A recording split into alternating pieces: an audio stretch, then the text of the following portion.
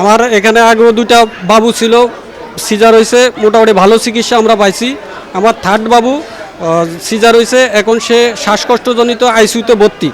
এখন যদি এই হঠাৎই ডিসিশন নেয় তাহলে তো আমরা কি করব, এটা তো আমাদেরকে জানাইতে হবে। তো হঠাৎ ডিসিশন নিলে তো আমাদেরকে মিনিমাম সময় দিতে হবে। আমাদের এই আইসিইউ রুগী এখন আমরা কোথায় নিব, কি করব? তা আমাদের রুগী যদি দুর্ঘটনা হয় এটা তো সরকার দায়ভার নিব নাকি? আর যে ঘটনাটা পূর্ব হয়েছে এটার জন্য কর্তৃপক্ষ যদি দায়ী থাকে, কর্তৃপক্ষকে শাস্তি দিবে। সেই কারণে একটা মেডিকেলকে এইভাবে শাস্তি দিতে পারে না সরকার। আমি যদি অন্যায় করি আমাকে শাস্তি দিবে, মেডিকেলকে এইভাবে শাস্তি দিতে পারে না। এখন যে আমরা যারা আছি, আমাদের যাদের বেবি আছে, যাদের বিভিন্ন বয়স্ক রুগী আছে, তারা এখন কি করবে? সরকার তো সেই ডিসিশনটাও আমাদেরকে দিবে। আমাদের যদি কার্যক্রম বন্ধ হয়ে যায়, আমাদের বাচ্চাগুলো যদি সমস্যা হয়, তখন আমরা কি করব?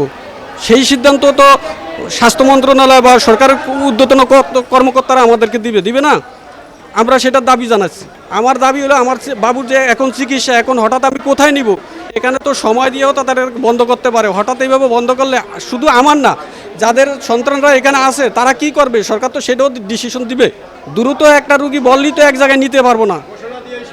যে সরকার ঘোষণা দিয়ে দিছে, আমরা শেষ হয়ে গেছি। এখন আমরা রুগীটা কোথায় নিব সেই সময়টাও তো আমাদেরকে দিতে হবে না? না পর্যাপ্ত আইসিইউ আমি পাবো না, আমার লিঙ্ক না থাকলে আমি পাবো না। আমি এখানে আগে সেবা ভালো পাইছি দিকে এখানে আনছি, এখন আমি এই আইসিইউ থেকে বাচ্চাটা আমি কোথায় নিব?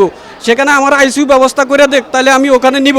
সরকার আগে লিস্ট করুক যে কতজন বাচ্চা আইসিইউতে, কতজন এনআইসিইউতে আছে, তাদেরকে ওইভাবে লিস্ট করে ঘোষণা দেখ যে অমুক হাসপাতালে এতজন নেন, অমুক হাসপাতালে, তাদের আমরা নিব।